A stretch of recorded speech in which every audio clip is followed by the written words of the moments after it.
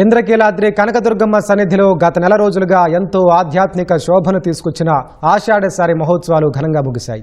కొత్తగా వివాహమైన ఆడపడుచులను పుట్టింటికి పిలిచి కొత్త వస్త్రాలు, పసుపు, కుంకుమ, గాజులు, మిఠాయిలతో శారీ ఇచ్చి సాగనంపడం సాంప్రదాయం. ఇదే సాంప్రదాయాన్ని తెలుగు రాష్ట్రాల నలుమూలల నుంచి వచ్చిన భక్తులు కనకదుర్గమ్మకు ఆపాదించి పూజించడం ఆనవాయితీగా వస్తోంది. లోకాలన్నింటినీ చల్లగా చూసే ఆ తల్లిని తమ ఇంటి ఆడపడుచుగా భావించి భక్తి శ్రద్ధలతో సారె సమర్పించారు. ఆషాఢమాసం సారె ముగింపు వేడుకల్లో ఆలయ పాలక మండలి చైర్మన్ ఈవో భక్తులతో కలిసి స్టెప్పులు వేశారు.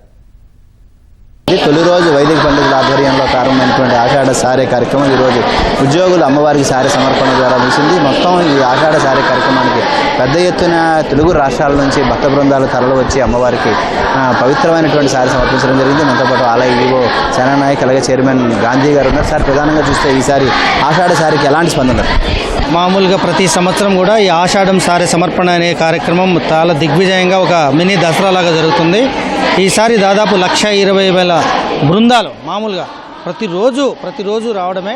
సో ఈ సంవత్సరం ఎలాంటి అవాంఛనీయ సంఘటనలు జరగకుండా వేల సంఖ్యలో వచ్చిన భక్తులందరికీ కూడా మా దేవస్థానం సిబ్బంది, మా ట్రస్ట్ బోర్డు అర్చక స్వాములు అందరూ కూడా కంటికి రెప్పలా వచ్చిన వాళ్ళందరికీ కూడా 24/7 అందుబాటులో ఉండి అమ్మవారికి సారె సమర్పణతో పాటు మంచి దర్శనము, అన్నప్రసాదము, లడ్డు ప్రసాదము, ఉచిత ప్రసాదం, ఎక్కడైనా దర్శనం కూడా ఎక్కడ వచ్చుకున్నా కానీ క్యూ లైన్లో కానీ త్రాగునీటు కానీ శుక్రవారం ఆదివారం పూట్లయితే అసలు 1,00,000 దాటేదో అంత ప్రవాహంలాగా వచ్చేవాళ్ళు. అయినా కూడా మా టీం అంతా కూడా కలిసికట్టుగా శ్రమించి వచ్చే అమ్మవారి ఈ కార్యక్రమంలో ఎక్కడ కూడా వెనకాడకుండా భక్తులకు మంచి దర్శనం ఇచ్చాను ఒక సంతృప్తి మాకు మిగిలింది.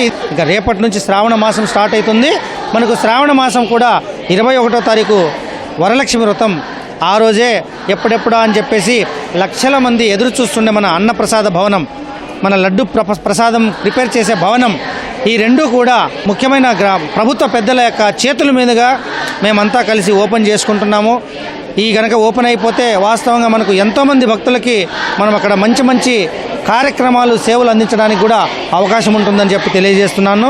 పాడి పంటలు ముఖ్యంగా పండాలని, వర్షాలు కురవాలని చెప్పేసి రాష్ట్ర ప్రభుత్వ ప్రజలు కానీ రైతాంగం కానీ మంచిగా ఉండాలని చెప్పేసి మన దేవస్థానం తరపు నుంచి వరుణయాగం అనేది 14-15 ఈ 3 days కూడా స్టార్ట్ చేస్తున్నాము.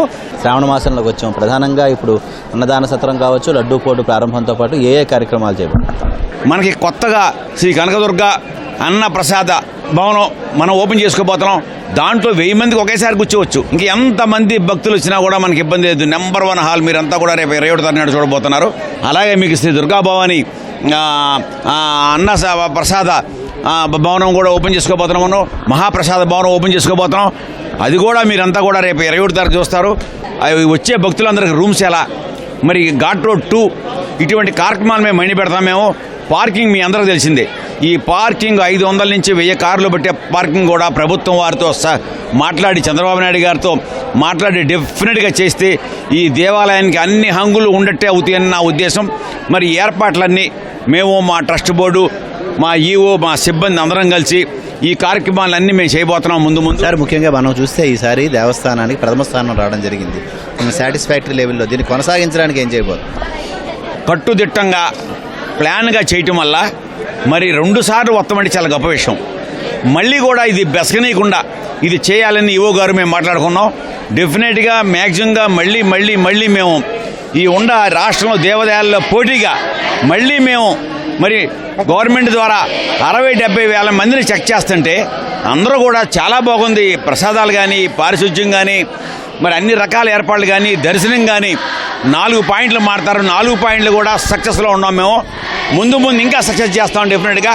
సంతృప్తి స్థాయిలో మనం ప్రథమ స్థానానికి రావడం జరిగింది. లాస్ట్ టైం చాలా వెనుకట్లో ఉన్నాం. సో ఎలాంటి చర్యలు తీసుకున్నారు? ముందు దీన్ని కొనసాగించడానికి ఏం చేయాలి?